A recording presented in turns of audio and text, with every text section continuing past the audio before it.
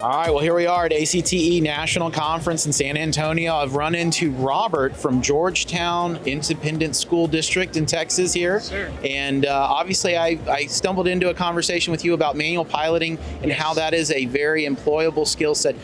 Sure. Well, so we're 3 years into a program, and our program dives deep into the Part 107, so our students get their commercial pilot's license so they can offer services as a commercial drone pilot to our community. We typically work with our nonprofits and small businesses, but we also work with some of the larger corporations in the area. They do a lot of things. We do commercial real estate, we do residential real estate. We've got students that are working on solar. I've even got some students that are at the Department of Transportation helping develop their drone fleet for inspection, for bridges, for power lines, for even accident investigations. So these pilots they're in demand, and if you can switch off that auto flight mode and you can just take the sticks and you can make that drone do what you want it to do, you've got a leg up on the competition when it comes to these career fields.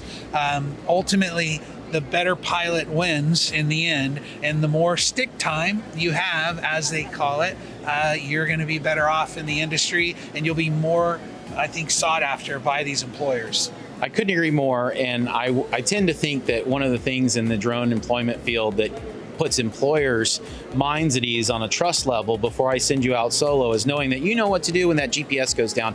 Have you found that to be the case within these relationships of these job opportunities? Yeah, absolutely. I've talked to a lot of employers we're in Texas, so we're talking about the power and energy sector, and so we're talking about wind energy and some of these solar and wind farms, right? You have to be able to get the drone to the point that it's going to do the flight, and then if you lose your GPS data or wherever you are, you still want to be able to recover that drone because of the investment that the employer's made. So you need to be able to get it back either onto the ground safely, or you need to get it back up running that pattern so that you can get that data that you need. And if you can't do that as a pilot, then that's a risk that a lot of employers, with the investment they've made in this equipment, are going to be less inclined to make. So there's more than the 107. There is more than the 107, absolutely. Love it. Yeah. I love it. Well, I know you've been behind us here. We got a little elaborate setup here at Rocket Drones. What do you think of it all?